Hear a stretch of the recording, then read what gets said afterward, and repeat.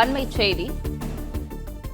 சென்னை தி Mylapore Hindu permanent fund நிதி நிறுவனத்தில் முதலீடு செய்தவர்களிடம் பல கோடி ரூபாய் மோசடி செய்ததாக தொடரப்பட்ட வழக்கில் நிதி நிறுவன தலைவர் தேவநாதனுக்கு அக்டோபர் 30ஆம் தேதி வரை இடைக்கால ஜாமீன் வழங்கப்பட்டுள்ளது. இது குறித்தான முழு விவரங்களோடு இணைந்திருக்கிறார் செய்தியாளர் ஆனந்த். ஆனந்த், வணக்கம். இது குறித்தான முழு விவரங்களை பதிவு செய்யலாம்.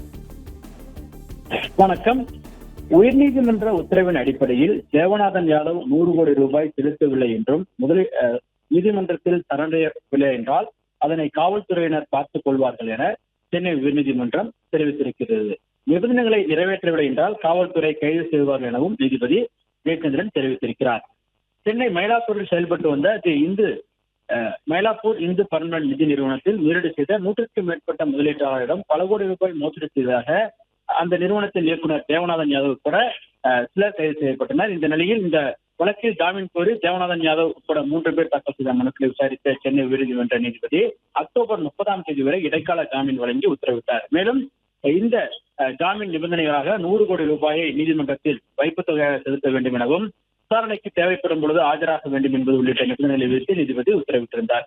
மேலும் இந்த வழக்கினுடைய அந்த இடைக்கால ஜாமீன் வழக்கு நீதிபதி ராஜசேகர் முன்பாக விசாரணைக்கு வந்த பொழுது மேலும் அக்டோபர் 30ஆம் தேதிக்கு பின்னர் மேலும் ஒரு வாரம் இடைக்கால ஜாமீனை நீட்டித்து நீதிபதி உத்தரவிட்டார். மேலும் இந்த வழக்கை ஏற்கனவே விசாரித்த நீதிபதி ஜெயச்சந்திரன் முன்பே பட்டியலிடும்படி உயர்நீதிமன்ற பதிவுத்துறைக்கு உத்தரவிட்டிருந்தார்.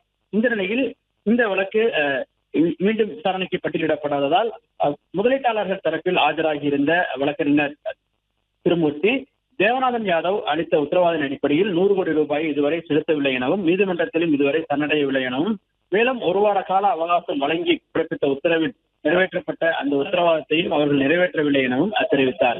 இதற்கு பதிலளித்த நீதிபதி இது தொடர்பாக நீங்கள் மனு தாக்கல் செய்தால் விசாரணைக்கு எடுத்துக் கொள்ளப்படும் எனவும் அதே போன்று நிபந்தனைகளை நிறைவேற்றவில்லை என்றால் காவல்துறையினர் சம்பந்தப்பட்ட நபர்களை கைது செய்வார்கள் என தெரிவித்த நீதிபதி இந்த வழக்கை உடனடியாக விசாரணைக்கு பட்டியலிட முடியாது எனவும் மனுவை தாக்கல் செய்தால் விசாரணைக்கு வரும் எனவும் நீதிபதி தெரிவித்து விசாரணையை தெளிவித்திருக்கின்றார். பிளே ஸ்டோர் மற்றும் ஆப் ஸ்டோரில் இருந்து பாலிமர் செயலியை QR கோடு மூலம் பதிவிறக்கம் செய்யுங்கள். செய்திகளை உடனுக்குடன் பெறுங்கள்.